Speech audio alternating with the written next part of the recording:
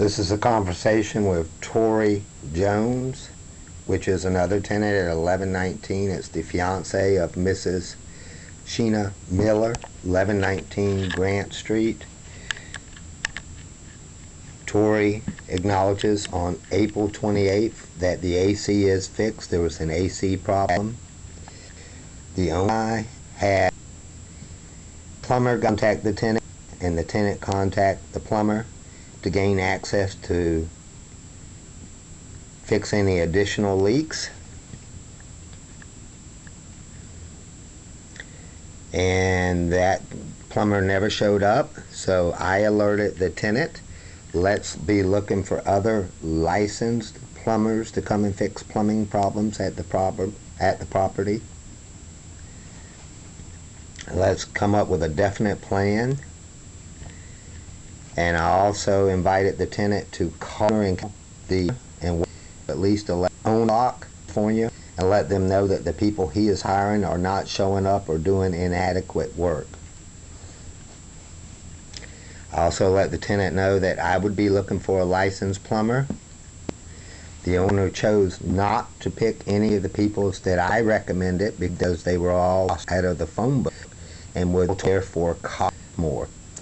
On April 29th, that the tenant also ignored workers that he would license for by just simply doing a K, and I guess that means okay. On April 29th, I let the tenant know that I was contacted by a worker and that they would come over. The tenant said that he was on his way to meet the worker. The worker has already contacted him on April 20th to schedule an appointment and he said no one had called him. And I told him to get ready, that the tenant would be, the worker would be calling him. On March 4th, I reached out to these people, the tenants, and told them that there was a misunderstanding between them and the owner, that he was not in agreement with their proposed trying to be remedy with them. They just wanted too much concessions from the owner for the inconveniences. I also asked the tenants to please remember to rate me on Zillow. At this point they had no problem with me, and to which replied, okay. I thanked them. They called me on May 21st, and I asked, are they there? They replied, yes. And I asked if I could call them on the 21st, and they said yes. And our follow-up conversation, the end of the day, the tenant said that they sent an email today about the conversation that we had, that the owner responded and that I worked for him. They needed to safeguard themselves.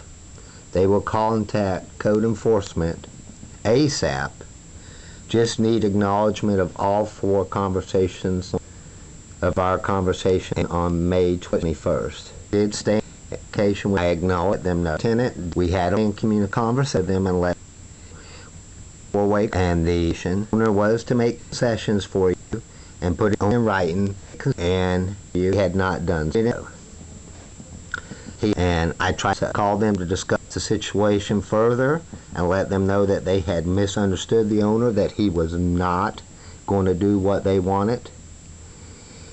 And on May 28th, he texted and said that we had an agreement that they would get all their money back and move out of the house by June 30th, because the house is not houseable.